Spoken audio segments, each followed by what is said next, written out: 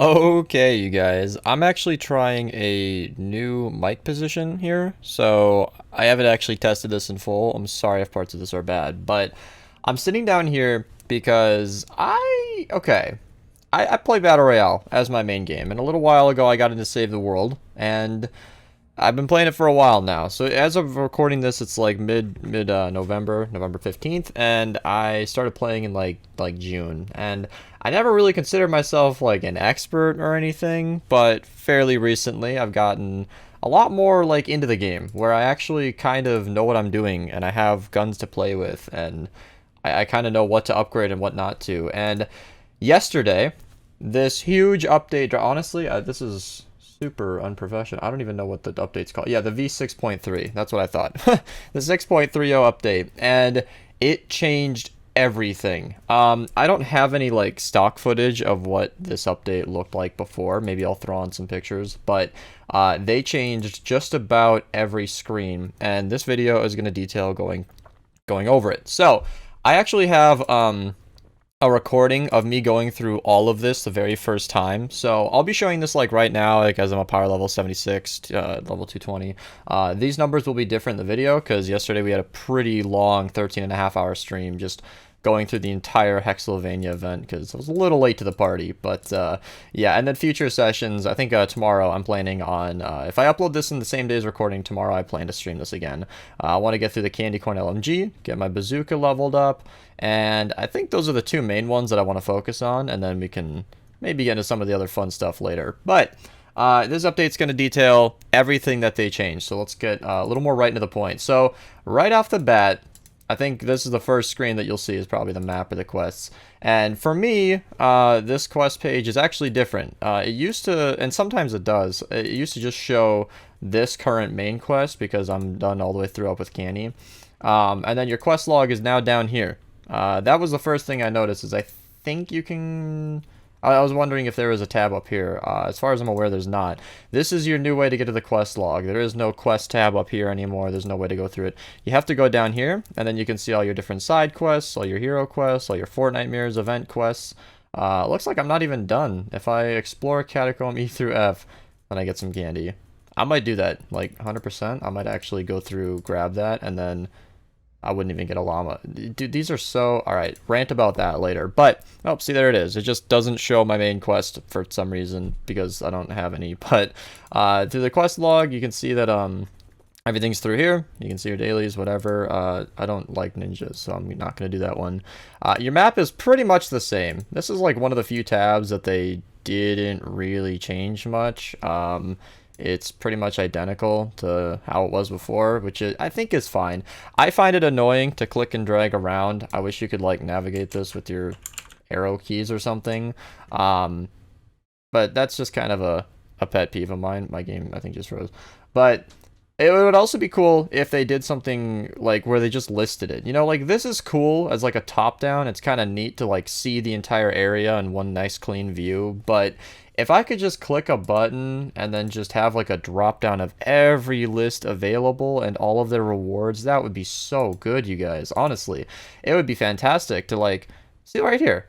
There's a V-Buck mission, just chilling. Oh, it's not even this one. Where did it go? Yeah, it was this one. 40 V-Bucks. I might absolutely do that. It's only about basic fight the storm. Okay, like that's a really good one. I might do that off stream, not gonna lie. 40 V-Bucks. And it would be cool if all that would just be listed on the side. And I can complain about this now. You know, I'm self-entitled because ever since I started playing this game, all of like just a few months ago, I have been complaining about the UI in this game constantly. Like my very first experience was that the heroes tab was super confusing. I couldn't navigate it. It didn't make any sense to have your hero loadout different from the manage, but at the time it was two separate tabs on the top of your screen and it made no sense. Like this is fine to have, you know, you can manage all of your different heroes and then, you know, your hero loadout is separate. That's perfectly fine. The fact that you can switch between heroes, schematics, and the game being laggy and survivors and all that, that's pretty cool. That's pretty cool. The fact that you can return back to this page no matter what, that's that's pretty neat that you can go through all that. But it'd be cool if there was like a drop down for all the different, all the different missions available. Speaking of which, are there currently any more V-Buck missions available? Let me see here.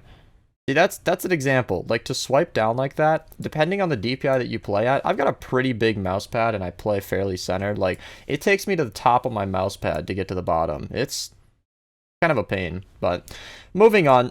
The command tab is your new access to heroes, your survivors, and this is the first major change that I'm going to address, and that is that they have completely did away with both of the skill trees. Your research tree, which is the one that you come through and do every single time that these points build up, that is completely gone. Your skill points are also completely different, and that's awesome. I had a lot of people in yesterday's stream. This is why I waited a day, you guys. I wanted to play like one fat session with this thing so I know what I'm talking about. And I'm glad I did, because yesterday in my stream, a lot of people were like, oh my god, I got deranked. What happened to my power level? Why am I such a lower level? What happened? And I'm like, you didn't. They didn't derank you, you guys. They just undid all your skill points. Depending on your level, okay, so my view might be a little different than yours, because I came in at a pretty high level, like done, all the way through Twine, 215. I think I was a power level 68 or so, 69 maybe. And I had all that stuff pretty far filled out. So when I came back, I was able to just sort of, get my pickaxe back. I maxed my storage and backpack size. I'm going to get into that later. And then, build and repair speed, get all that back to normal. And then, drone and adrenaline rush are all I care about. They're the only two that I use. I have friends that prefer the airstrike, but like proximity mine is just kind of a gimmick. Banner, I think, is actually pretty cool. I've seen some high level players use this. Blowfield it was nice and horde, but otherwise not insanely useful. Teleporter, again, that's just, there's very, very rare circumstances where that's good. And then the supply drop is, I don't know. I was told that it gets improved when it's upgraded, but if you really hate using Outlanders, then use the supply drop, but I don't know about that. And then once you fill out all this is like a more direct route. So before, with the skill tree, you had to go through all of the different tabs. You had to click through the entire thing. You had to unlock more of this airstrike than you wanted to if you wanted to progress in the skill tree. Like, it was just kind of annoying. There's just a lot in the way. So what they did was, I think they refunded everything to the collection book. I'm not actually sure how you get upgrades. I think you get it by leveling up, actually. Yeah, every level or so, you can get these different skill points. So it puts you at the level that you should be, and then it refunds all of the things that you would have gotten.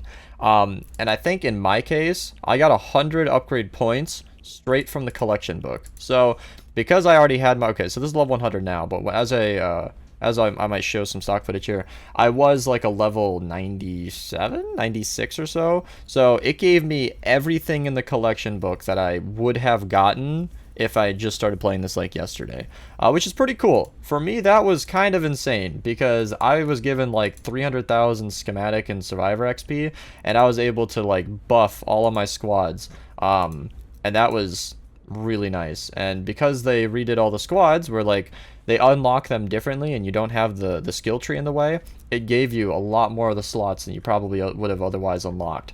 Not all of them, but everything that you would have gotten to this point, like I said, if you just started playing yesterday. So I was able to not only put in more survivors than I had before, but I was able to use all that XP that I just got for free and level them up really far, which made me, I think, a player level almost 74. I was 73, and then I tipped it over by like getting rid of some of my blue survivors and using the XP. That was really nice. So like the update, it didn't derank me. Far from it. It actually added about 6 power levels, which was huge. Like, at 74 from 68, that means that I can queue up Twine. Not only queue up Twine, but, like, actually succeed in the missions. Like, I look at this V-Buck mission, and I think, I could solo this. Like, it is exactly my power level. I've got really good weapons. I mean, I can craft 106 Graves and Bobcats, and I have a really nice sniper that one-shots Mist monsters. Like, I could do this if I wanted to, and that's really, really cool that they did that. So you didn't get deranked. They're just in a different spot. Now, onto the backpack and storage. I really want to address this, because I talk about this a lot on stream, because it kind of just bothers me. it was a constant thing for me to like throw away stuff and just try to like keep my backpack at a reasonable amount, because I think I had 170 backpack and then a whole lot, like only 45 storage. Now, as a streamer, as a guy that people tend to, I don't know, they like my streams. They like me. I don't know. It doesn't happen so much anymore, but initially, like when I first started playing this game in my first couple of several months of streaming, I was gifted a lot of stuff. Like, people just gave me this rainbow crystal. They're like, here, have obsidian. You want some shadow shard? Here's a crap ton of malachite. And I'm like, okay. A lot of these guns, these 130, anything 130 was a gift. I can't craft that. And a lot of this stuff is kind of just old because I was gifted a lot of this a long time ago. At this point, I think I've earned about a stack or two of this obsidian, and then the same thing with the shadow shard. I've earned probably like 100 of them. And this malachite, like, I was gifted about 1200 a long time ago, but as you can see, this is a lot more than 1200. I just get this stuff. Like, just once you get into Lake Canny and Twine, it is just easy. It just comes out of nowhere. You can do the, I believe it's under the heroes tabs now. The expeditions are just they're so good, you guys. I don't know if you've ever bothered with these, but the large crates, 480s or so, like, you can prepare these, and depending on your hero levels, you can just do them. Like, if I want to just, you know, put her in here, that's my striker, I use him. I can just throw him in there. A little bit of Vanguard. You can just, I don't know, throw in the Twitch Prime dude. 76% chance, boom. That could come back with like 30 malachite. Done. And I know this isn't like the most comprehensive, to the point video that I could possibly make, but I wanted to just talk through everything as a person, hopefully showing off every tab as I go. And maybe I'll put in timestamps in the description, I'm not really sure. So yeah, the research is also a lot better than the other research tier. No longer does it affect your storage. No longer does it affect any of your expedition slots or any of your survivor squad slots. It is straight to the point: fortitude, offense, resistance, and tech. You can spec into whichever one you want. To collect your points, I've found it two ways. Opening this tab will update you with everything that you've got, and if you go to the map, click on your storm shield, you can collect it here as well. That is a little unintuitive. I'm not even 100% sure how this works. It's telling me my limit is 6,000 or 18,000, whereas before it was like, it said like my limit was 4,000, 12,000. So maybe because I updated to like player level 220 or something around there, this might upgrade with your player level. I assume it does, because this was a lower level in the video that I'm probably showing now as I was going through and upgrading these. Personally, I prefer offense just because I use a lot of guns. I'm, like I mentioned, a battle royale player at heart, and I'm more, not at heart, but like as my base game. I come from FPS games, so, you know, anything that gives me a little kickback for hitting a headshot, you know, I prefer. Resistance so I can take some damage, fortitude so I can take some more damage, and then tech because traps are very, very powerful. I prefer offense, so I spec'd way into that. And I'm sure that was just a time lapse of me going through specking into all this, just so you guys can see kind of how I did it. All the menus that it'll pop up, and then once you click the research button, obviously it works. So yeah, it's a lot more intuitive now. It's awesome because like the time that you spend away from your game, even if you guys don't play this every day, I highly suggest logging in, collecting your research points, maybe even upgrade something right there on the spot, call it a day. You don't even have to play, just log in, do that, log out. I did that for a long time, long time, and I still do it. Even on days like today, I was planning on making this video, but I wasn't planning on playing this much. I might do that V-Buck mission, and then today I'm going to stream Minecraft. So to go in and do that was kind of nice. I just logged in and upgraded. So moving on your profile, this is where you can see all your friends and your party. I think you can, I don't know if you can do it through here. No, I don't think you can. It used to be somewhere around here, but all your boosts are up here, and this will bring you to the exact same tab. So just click on your profile page to get to here. You can dump all your friend XP boosts. You can put your XP boosts in. They're listed on the side. This is all your stats. This is what level you are, how far you have to go to level up, and then what you'll get when you do. It looks like my next level is going to be pretty dashing, so I might get that pretty soon. And I think that just about covers it. Now let's get into survivors. You know what? I might save survivors for last because this is kind of a big. Maybe not. Maybe not. We'll just stay with the tab. We'll stay with the tab. Moji, what's this there squad? Oh, okay, all right. Well, looks like everything's kind of how I left it. Nice and neat. I got some survivor squads I didn't have before. Oh, okay. What is this? I can turn on autofill. Oh, maybe this will be better. Okay, all right. None of the personality types even match. This is worse than it was before. How is this? How is this good? Great. Now I have to put everything back. So, survivors, obviously they unlocked all your squads depending on your level, and I'm going to do a quick survivor guide. So I did record me going through all of my different survivors and slotting them into place, and let me just give a quick guide to something I wish somebody would have told me when I first started playing TM. So, this was explained to me by a friend of mine, and it's a little sad that I had to learn that from him and not the game. I was made aware that there were tutorials for all this, which I guess got skipped over, because once the game detects that you are as far along in the storyline as I am, they just assume that you know this stuff. Rightfully so. You should feel a little embarrassed if you are this far in the game, like a player level my player level or higher, and you don't know about this. Although, don't feel too bad, because I needed this to be explained to me. So, what you need are survivors, obviously, and lead survivors.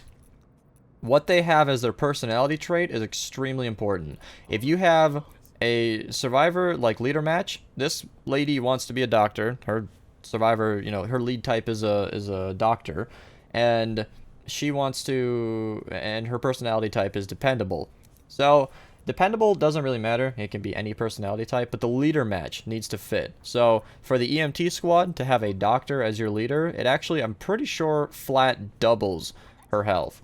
If I'm not mistaken. I believe it just about doubles her, like, quote-unquote player level. So if she wasn't a matching here, she'd only be like a whatever half of this is, like a 75 or 130 divided by 2. Yeah, I think that is... No, it's not. Come on. Oh, I should have eaten breakfast before recording. 65. Oh my god. This is what happens when I don't eat in the morning. Anyway. And then everybody following, you want them to match as best as possible. So her first match is dependable. So you can just go and change filter by leader personality match. I could use this lady here, but she's not as far upgraded as he is. So there you go. And that's why if you guys ever just power in back into these guys, evolve them, level them up, this directly correlates to your power level. I have a friend who's a player level 124, and he's not a 125, which is the max level, because he doesn't have a couple of mythic leaders. So I'm fortunate that I do have these, actually, so I can show them off. This is one of my best heroes in the entire game. Or one of, not heroes, but lead survivors. Because she has a, she's a leader match gadgeteer. She's dependable, which, like I said, doesn't really matter, but everybody else in the squad being dependable does. And she's a mythic survivor. That is the highest level survivor you can get. There is not a better lead survivor for this position for me. Meaning, if I found one that had more matching personality types with better survivors, then I guess that'd be good. But ultimately, like, to have, legendary survivors matching your, mythic lead is about as good as you can get. So pretty much every person that I level up here is going to do me very, very good. And you can see her level is 222 from her alone. Watch what happens if I unslot her. Like, it takes a huge chunk out of my shield and resistance. And then I put her in, it'll not only buff all of these guys, but match the personality type. So let me actually check that again. I want to see how much shield I gain from this one survivor. 20,300. I put her in and I go all the way up to... Yeah, that's like almost exactly 6,000 added. If I take her away again, my player level drops 3 points. This is the kind of benefit you get from... Okay, it's not just her, but this is the benefit you get from having matching...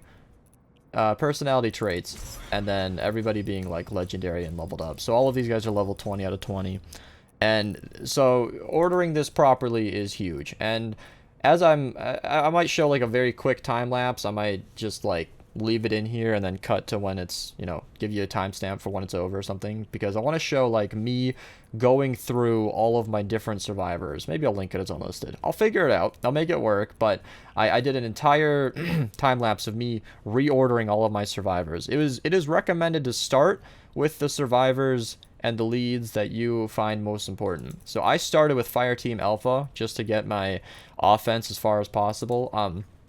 As far as I'm aware, Close Assault Squad and Fireteam Alpha are just different. Like, they're the same, but it doesn't matter. Although the lead types are different. So this dude, he doesn't even match. I didn't have one for Close Assault Squad. I don't think I have a leader that's like, that actually cares about this position. I got this dude.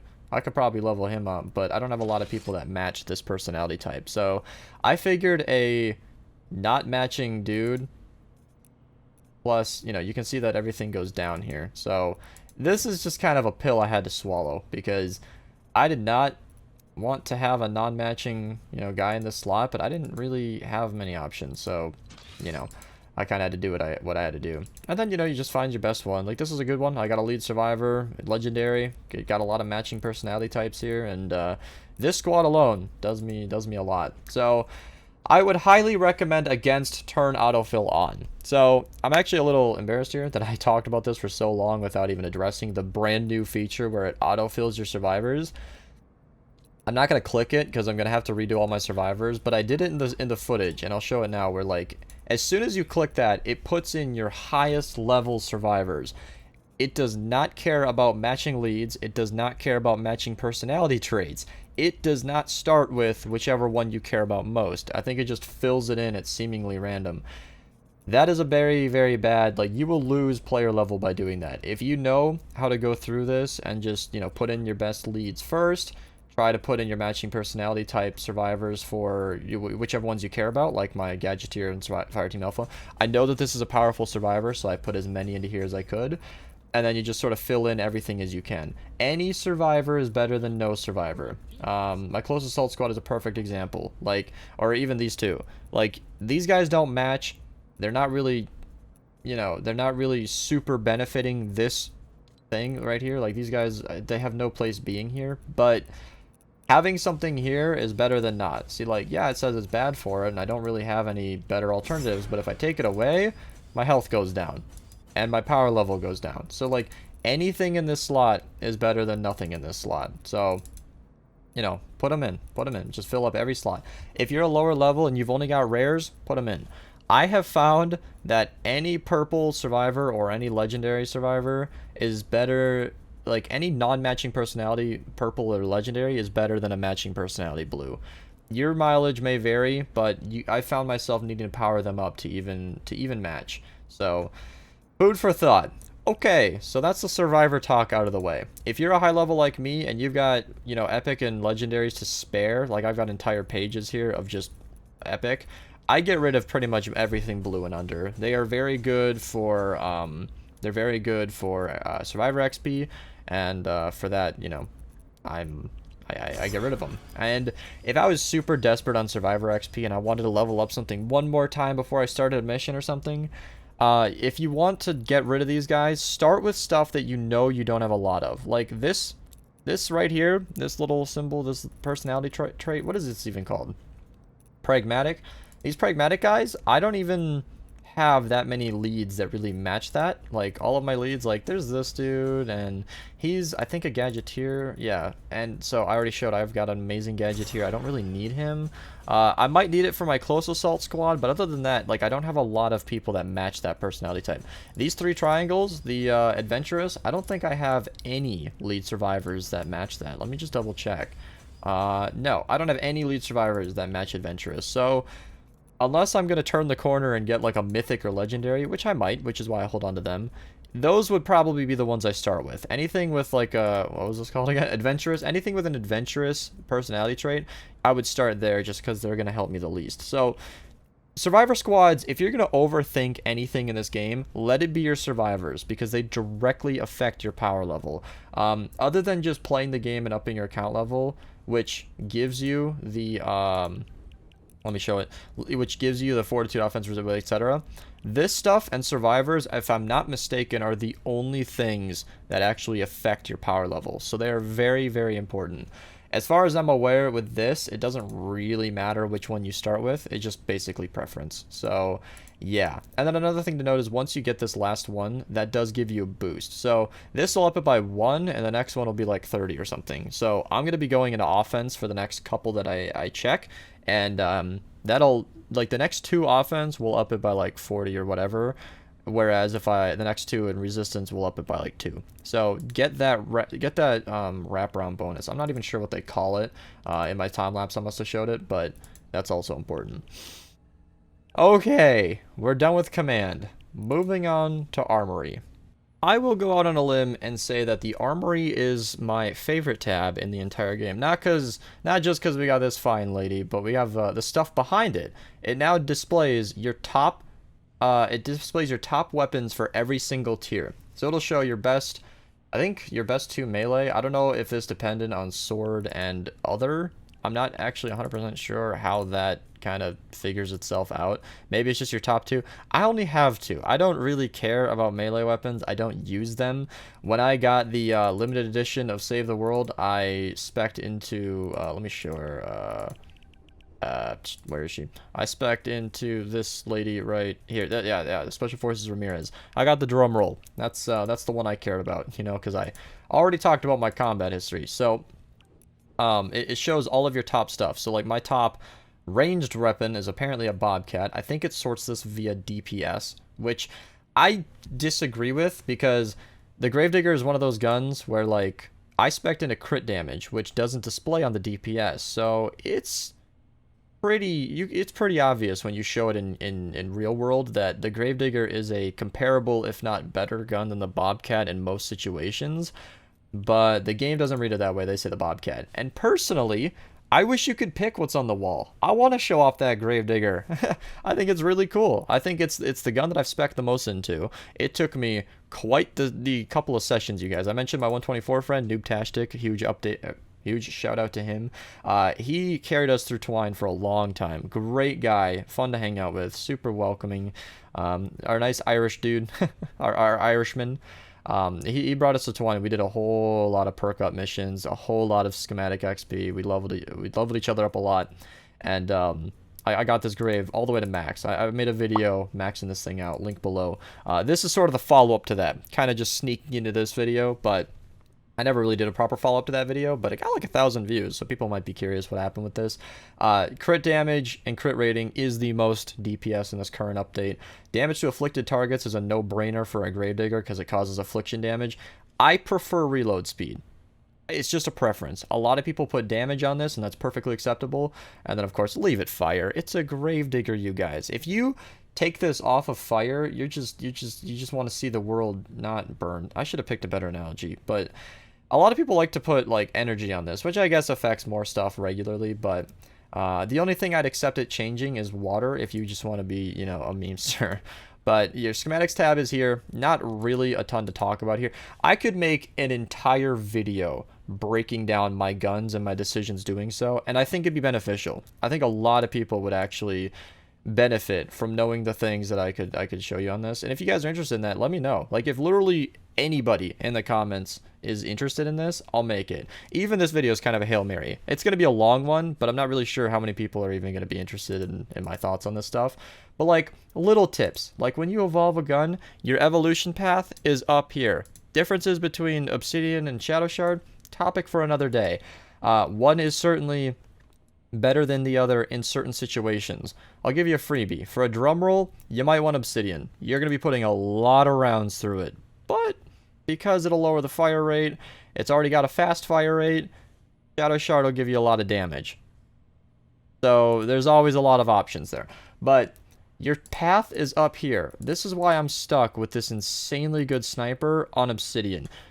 Shadow Shard was the right move. I knew that in every way.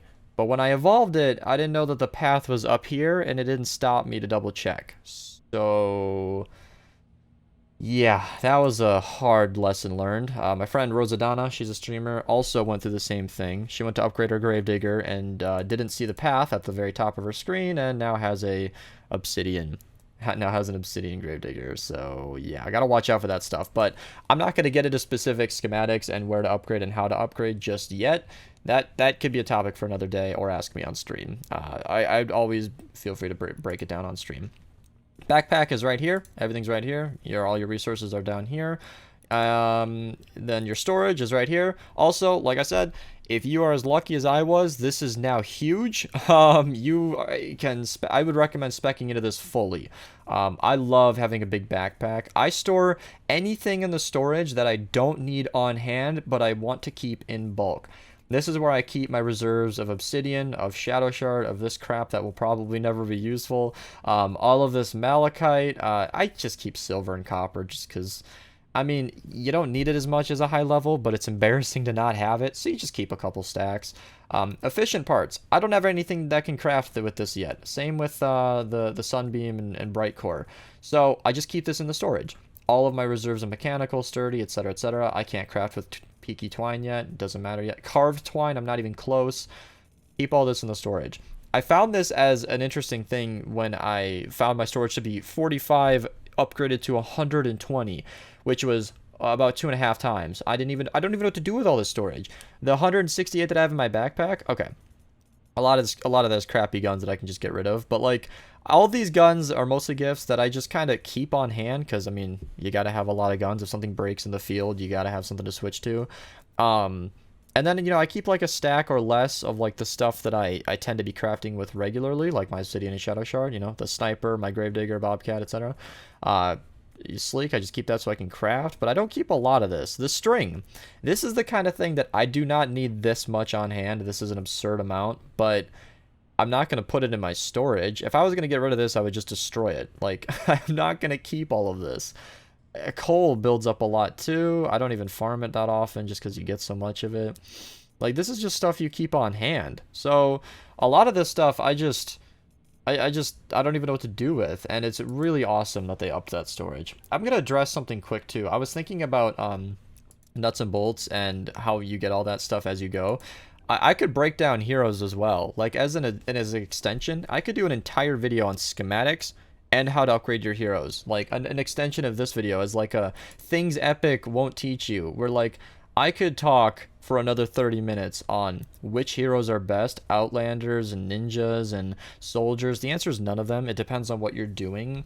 There are certain I have found with this new this one, you can see it's my main hero right now. She is like a nice hybrid between the Vanguard and Striker AC Outlander. Like she is solid, like really good for combat because her dash move heals her in combat. It's amazing.